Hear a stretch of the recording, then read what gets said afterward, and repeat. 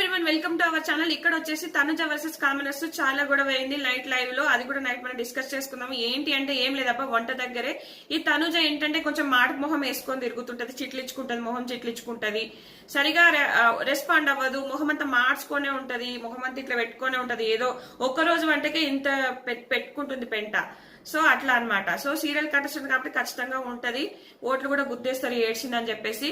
So మళ్ళా ఇంకా Ritu చౌదరికి injury అయిన విషయంలో కూడా సరిగా రెస్పాండ్ అవ్వదన్నమాట. ఇవన్నీ పాయింట్స్ పెట్టేసుకొని గొడవ జరుగుతుంది ఇక్కడ. ఏంటి అంటే ఈమె వండేటప్పుడు కొంచెం మంచిగా ఉండదన్నమాట, స్మైల్ ఫేస్ పెట్టదు, మార్చుకుంటది ఎక్కువ. కానీ ఆమె బిహేవియర్ అట్లనో ఎట్లనో మరి మనకు తెలియదు కానీ.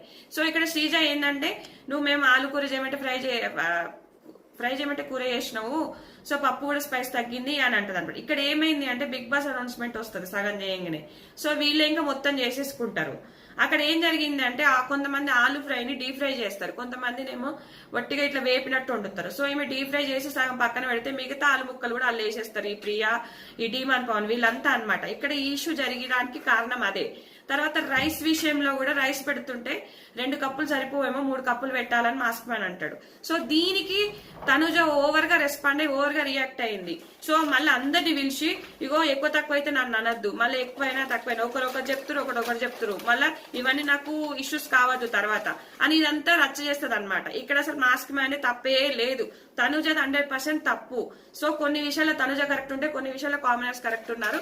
సో ఈ ఫుల్ వీడియో డీటెయిల్స్ అన్ని నా కింద డిస్క్రిప్షన్ లో ఉంటుంది, బయోలో ఉంటుంది. అలాగే నా ఛానల్ ని ఫాలో అవ్వండి, నా ఇన్స్టాని కూడా ఫాలో అవ్వండి. మోర్ అప్డేట్స్ అన్ని స్టోరీస్ లో పెడుతూనే ఉంటాను. నచ్చితే కనుక లైక్ చేయండి, షేర్ చేయండి.